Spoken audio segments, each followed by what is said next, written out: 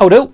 Now, you might be thinking, if you watched the previous video, that this doesn't look quite how we left it. Which is absolutely true. It was decided between me and the client that actually once it had dried, it looked a bit stark, it looked a bit standouty, almost cartoonish. You like him? Not really, no. Which isn't the vibe we were going for. Now then, one of the wonderful things about using watercoloured paints is that it works really well on wood. It can go underneath oil finishes and lacquers and all that sort of stuff, and it doesn't mess with it. But if you decide you don't like it, it's really easy to just wipe it all off. Spray it off with some water. I've always got a bottle of window cleaner in my workshop. It's what I use to sharpen tools with, just to keep the lubrication there. It works brilliantly. It also works well to clean off this paint stuff. So we're left with a bit of cleaning and a little bit of sanding with this, a very understated, still slightly shaded on the underparts section of clouds, which suits the guitar a little bit more, I think. Now, because the final design of this guitar was done digitally as it went backwards and forwards to the client, I'm just going to whack out a copy on the laser machine. Now, with that faint outline drawn on, I can then come in and put this guitar body in exactly the right place to know that it's going to print out the design that we want in exactly the right place.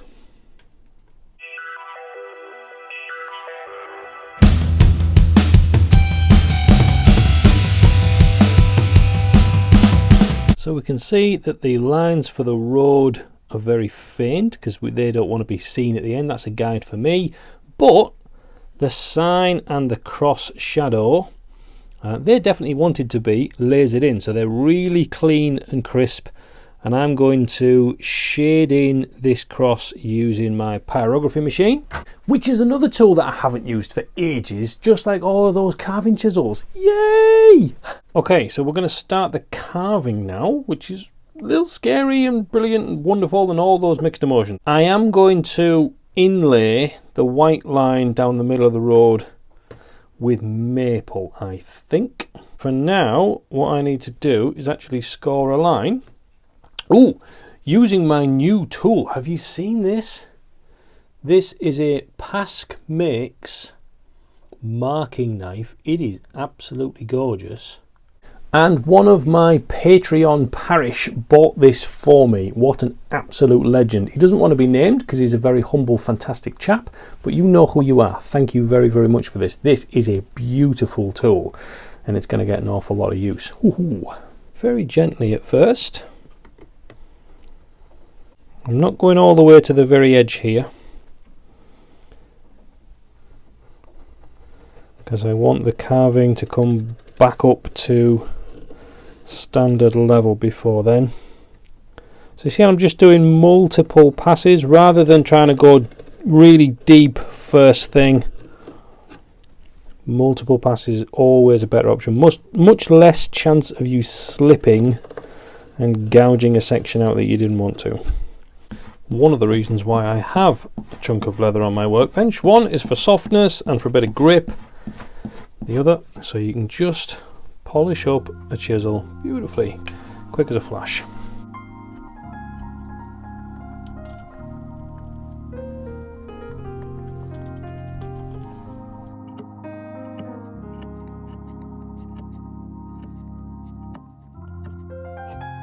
A trick at this point, just so you need less pressure, is with this finger, I'm not just pushing into the wood, I'm actually using this finger to push the chisel sideways to skew it, so it kind of digs and slices into the wood. That way, needing less pressure, so less chance of you slipping and ruining your day. And look at that, 2 simple channels and suddenly that's so ridiculously visible from any angle. One of the wonderful things about carving is it catches lights, okay, like a shiny paint job never could, or a painted design or anything like that. You play a guitar on stage that's got carving in it, it catches light, everybody can see it from every angle, and it doesn't need to be a lot, literally 2 straight lines and we've got a carved road. Now I would like to try and make the road itself slightly bowed all the way along, to go down literally just that depth. It's not a lot. Okay, to go from that depth to that depth and try and bow it from one side to the other. But before I do that, I'm going to put these inlays in for the white lines. As soon as I've lasered them on, it makes it really, really easy actually, because as long as I cut these out accurately to these lasered lines, it means that I can then use the laser machine to cut out exact copies of those to just slot in. Super simple, really easy. Almost feels like cheating a little bit. But like we know, there's no such thing as cheating as long as you get the result that you're after. When we're talking about woodworking, let's just clarify that. When we're talking about woodworking, there's loads of cheating everywhere else that's wrong. But with woodworking, do whatever you want to get the result you want, and as long as you enjoy the process.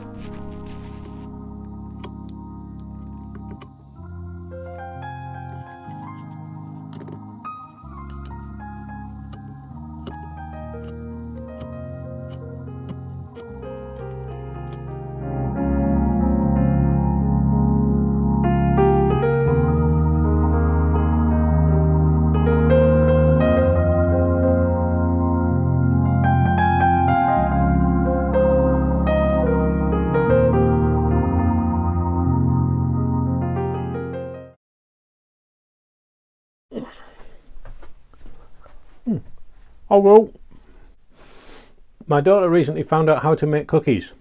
Life is good. Right, all nicely glued in. Let's just shave those down with a hand plane. The plane's worked really nicely down here, but as I get further and further up, what I don't want to do is go clattering these nice clouds with the front edge of the plane. So I get out my extremely long paring chisel.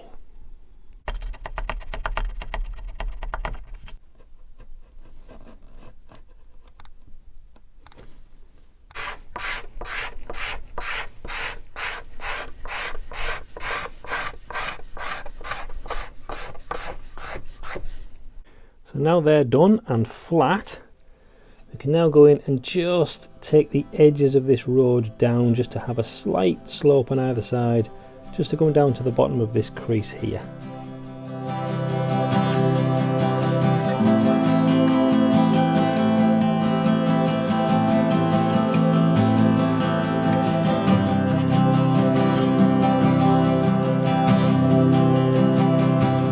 There we go, just trimming up the edges with the chisel gets you so far, but you can see pine, because it goes hard soft, it's very, very difficult to get a really smooth line with any kind of blade, to be honest.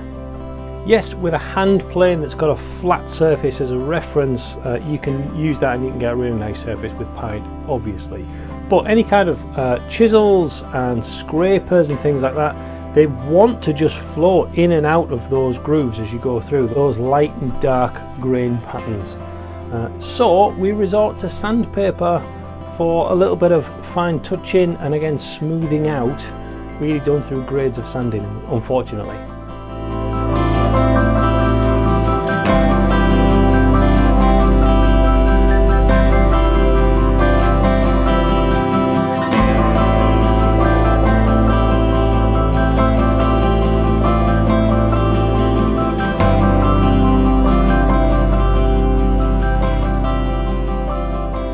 Well, I think that's turned out rather nice.